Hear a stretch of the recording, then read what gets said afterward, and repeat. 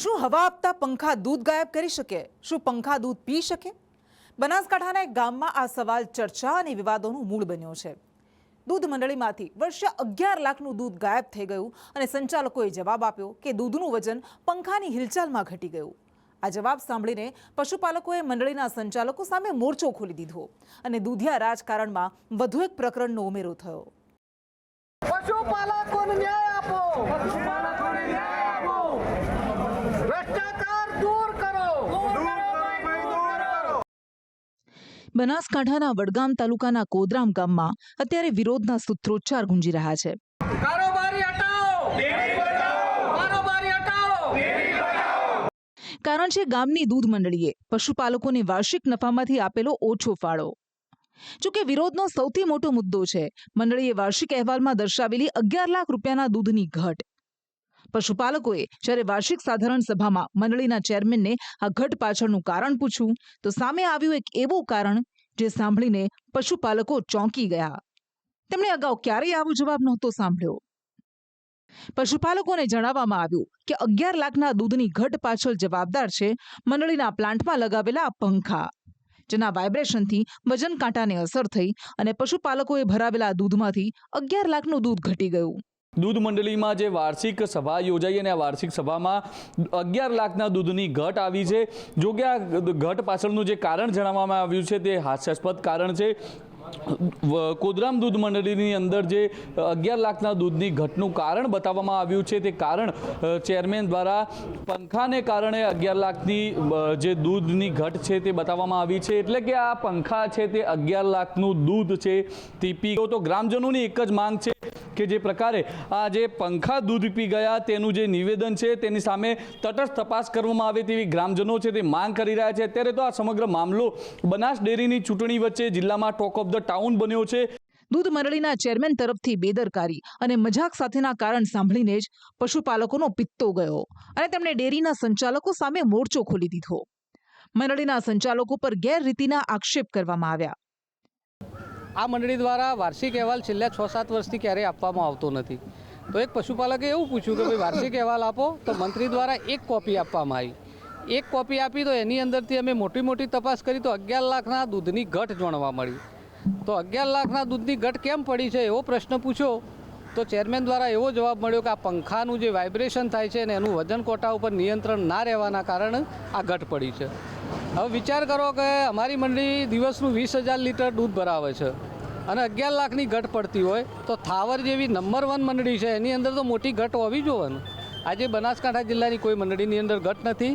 આ મોટામાં મોટો ભ્રષ્ટાચાર છે. ભાવ વધારાની વાતમાં બિલકુલ સામાન્ય કક્ષાનો ભાવ વધારો ચૂકવ્યો છે. સમગ્ર કોદરામ ગામમાં એ વાત ચર્ચાને ચગડોળે ચડી કે આખરે પંખા કેવી રીતે દૂધ પી શકે. આ જવાબ માની શકાય તેવો ન હોવાથી અને પોતાને નફામાંથી ફક્ત 6.5% હિસ્સો મળતા પશુપાલકોએ ડેરીના ચેરમેન સામે વિરોધ પ્રદર્શન કર્યું. ગામમાં રેલી નીકળી જેમાં ન્યાયની માંગ સાથે સૂત્રોચ્ચાર કરવામાં આવ્યા. પશુપાલકોને ન્યાય આપો, પશુપાલકોને ન્યાય આપો, ભ્રષ્ટાચાર દૂર કરો. પશુપાલકોનું કહેવું છે કે જો તાલુકાની અન્ય દૂધ મંડળીઓના પંખા બરાબર ચાલે છે તો પછી કોદરામની મંડળીના પંખાને કેમ દૂધ સાથે વેર છે. દૂધ મંડળી પર ભ્રષ્ટાચારના આક્ષેપ કરવામાં આવ્યા છે. પશુપાલકોને 10%થી વધુ ભાવ ફેરથી ઓછું કંઈ જ મંજૂર નથી.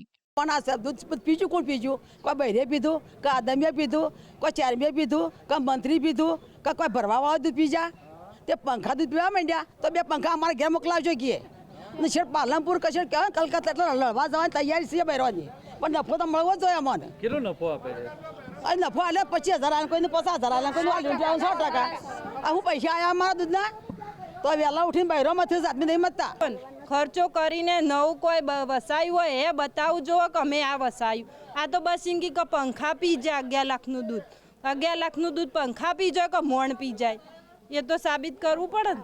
તો શું માંગ છે હવે તમારી? બસ એમાં નફો મળવો જોવો બધા. આ 11 લાખનું કિસ્સે દૂધ ઉડી ગયું પંખાથી તે અમારે નફો શું આવ્યો 150% એટલે 150% તો નફો ના જ ચાલે કે અમારે 10 થી 12% નફો તો અમારે જોવો જ કે. અમારે તો બધું આના ઉપર જ અમે ચલાવીએ. સવારે 4 વાગે ઉઠીએ, કાળી મજૂરી કરીએ, હોજી લીટર દૂધ વધારે ભરીએ તો અમારે વધારે પૈસા આવે. ડેરીવાળા તો એમ કે દૂધ લઈને આપવું હોય તો આવો, ના આપવું તો કોઈ ના અમે ચોકીએ છીએ એવું એ કીધું. ઢોળી દો તો અમારે ઢોળી દેવાનું. એ તો પછી શંકરભાઈ સુધી ડેરી સુધી કાર્યવાહી હેડવી જોવો અને શંકરભાઈ આવીને નિર્ણય કરું.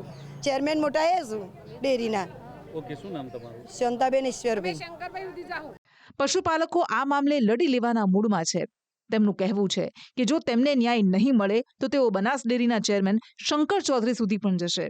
11 લાખ રૂપિયાની જે મુદ્દાની ચર્ચા જે ગામમાં જે થઈ રહી છે એમાં જે અમારા ઓપોઝિશન પાર્ટીમાં અમારે જે સામે ઇલેક્શનમાં જે લડતા હતા બરાબર છે, એમને ચેરમેન બનવું હતું પણ એ લોકોને કોઈ મળ્યો નથી, કોઈ ખુરશી મળી નથી, એટલે ખોટો મુદ્દો બનાવ્યો છે એમને. બાકી જે 11 લાખ રૂપિયાની વસ્તુ જે દંડ આપેલો છે બનાસ ડેરી અમને, એમાં એ બધા અલગ અલગ પ્રકારના દંડ આપેલા છે. છેલ્લા 3 વર્ષના ભેગા થઈને 11 લાખ રૂપિયા થાય છે. આ વર્ષના એકલા આ વર્ષના નથી, બરાબર છે. એટલે એ ટોટલી મુદ્દો જે આપ્યો 11 લાખનો કર્યો છે એ ટોટલી ખોટી વસ્તુ છે અને એ પાયા વિહોણી વાત છે. એવું કોઈ થયું જ નથી. આ મામલો શું છે? પંખા દૂધ પી ગયા એવું? ના, એ ટોટલી વસ્તુ ખોટી વસ્તુ છે. પંખા દૂધ પી ગયા, પંખા દૂધ પી જતા છે. આ તો કોઈ સામાન્ય ગાડો માણસ હોય એની ખબર પડે કે પંખા દૂધ ના પી જાય. આમાં તો સાહેબ બધી ઉપજવ વાતો છે. કોઈ 11 લાખ રૂપિયા એવો દંડ નહીં મળેલો. જે દૂધની કપાતના પૈસા છે ને એ 6 લાખ રૂપિયા જ છે. બીજા બધા ડેરીની અગવડતાના છે. આ લોકોના હાથમાં સત્તા આવતી નથી, સત્તા માટે તડપડી રહ્યા છે અને એ લોકોને જોવો છે સત્તા. હાલ તો બનાસ ડેરીએ આ મામલે કોઈ નિવેદન નથી આપ્યું. આ વિવાદ એવા સમયે આવ્યો છે જ્યારે બનાસકાંઠાની સૌથી મોટી ડેરી બનાસ ડેરીના 16 ડિરેક્ટર માટેની ચૂંટણી જાહેર કરાઈ છે. 10 ઓક્ટોબરે યોજાનારી આ ચૂંટણી માટે ઉમેદવારી નોંધાવવાની છેલ્લી તારીખ 22 સપ્ટેમ્બર છે. એવામાં કોદરામ ગામની દૂધ મંડળીના વિવાદથી રાજકારણમાં ગરમાવો આવ્યો છે. બનાસ ડેરીની ચૂંટણીમાં આ મુદ્દો છવાઈ રહેશે તેમાં કોઈ બેમત નથી. ફક્ત બનાસ ડેરી જ નહીં, હાલમાં રાજ્યની વધુ 2 ડેરીઓના રાજકારણમાં પણ વિવાદનો ઉભરો આવ્યો છે. એ ભરૂચની દૂધધારા ડેરી હોય કે સાબરકાંઠાની સાબર ડેરી, બંને જગ્યાએ વિરોધની ભરમાર છે. 19 સપ્ટેમ્બરે યોજાનારી દૂધધારા ડેરીની ચૂંટણી પહેલા ડેરીમાં ભાજપ વર્સિસ ભાજપની સ્થિતિ સર્જાય છે. બાગરાના ધારાસભ્ય અરુણસિંહ રાણા અને સાંસદ મનસુખ વસાવાએ કેટલાક ઉમેદવારોની ઉમેદવારી પર સવાલ ઉઠાવ્યા. અરુણસિંહ રાણાએ પોતાની પેનલને જ મેદાનમાં ઉતારી દીધી, જેની સામે જિલ્લા ભાજપ પ્રમુખે કાર્યવાહી કરી અને 6 સભ્યોને પક્ષમાંથી સસ્પેન્ડ કરી દીધા. મોટી વાત તો એ હતી કે સસ્પેન્ડ કરાયેલા 2 સભ્યો ભાજપનો મેન્ડેટ ધરાવતા હતા. અરુણસિંહ રાણાએ સભ્યોના સસ્પેન્શન પર સવાલ ઉઠાવ્યા તો મનસુખ વસાવાએ સસ્પેન્શનથી ભાજપને થનારા જોખમને સામે મૂકી દીધું. અમારી પેનલના તેઓ બિનહરીફ ચૂંટાયા છે અને આજે કોઈ કમરનું નિશાન ઉપર કોઈ ચૂંટણી લડતું નથી અને એ એમને કોંગ્રેસનો અપક્ષ ઉમેદવારને સમર્થન કરેલું છે. ભલે ને ખુશ થાય, ઘણા તત્વો એવા પણ છે, આગેવાનો એવા પણ છે કે ઘણા ખુશ થતા હશે, ખુશી ખુશી માહોલ બનાવતા હશે. પાર્ટી આમાં કોઈ ચિંતા જ નથી કરતી, બધું પેલું અધર છોડી દીધું. આના કારણે આવનારા દિવસોમાં પાર્ટીને નુકસાન જવાનું છે અને તાલુકા પંચાયત, જિલ્લા પંચાયતની ચૂંટણીમાં ભયંકર નુકસાન જવાનું. આ મને ચિંતા છે. આજે પાર્ટીને મજબૂત કરવા માટે આખી જિંદગી અમે ખર્ચી નાખી. મારા જેવા અનેક પાર્ટીના આગેવાનોએ આ પાર્ટીને મજબૂત કરી છે, પણ કોકને કોક કારણે એક નાની સરખી ભૂલ ના કહેવાય, ગંભીર પ્રકારની ભૂલના કારણે આ સ્થિતિનું આજે નિર્માણ થયું છે. પક્ષમાંથી 6 સભ્યોના સસ્પેન્શન માટે અરુણસિંહે નામ લઈને તો કોઈને જવાબદાર ન ગણાવ્યા, પણ ઇશારો જરૂર કર્યો, જે દૂધધારા ડેરીના ચેરમેન ઘનશ્યામ પટેલ સામે હતો, જેને જોતા તેમણે પણ અરુણસિંહ પર વળતો પ્રહાર કર્યો. દૂધધારા ડેરીમાં ભાજપના 2 જૂથમાંથી ચૂંટણીમાં કોનું ઉપજે છે એ તો પરિણામોમાં સામે આવી જ જશે. અરુણસિંહ રાણા સાહેબે જે પેનલ ઉતારી છે તે રાજકીય મહત્વાકાંક્ષા સંતોષવા માટે ઉતારી હોય એવું લાગે. તેઓની પોતાની પ્રાઇવેટ ડેરી પણ એમના પોતાના ગામ અમલેશ્વરમાં ચાલે છે. બહારથી દૂધ લાવીને એનું પેકિંગ થાય છે.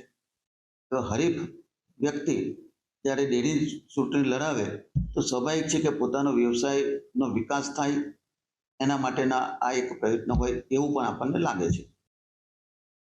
આ તરફ મહેસાણાની દૂધસાગર ડેરી સામે પણ પાટણમાં પશુપાલકોએ મોરચો સંભાળ્યો છે. હારીજમાં યોજાયેલા સંમેલનમાં પશુપાલકોએ દૂધના યોગ્ય ભાવ અને દાણમાં ભેળસેળનો મુદ્દો ઉઠાવ્યો. રેલી કાઢી દૂધ ઢોળીને વિરોધ નોંધાવ્યો. મામલતદારને આવેદન પણ આપ્યું. એટલે કે રાજ્યની મોટી ડેરીઓમાં વિરોધનો ઉભરો આવી રહ્યો છે.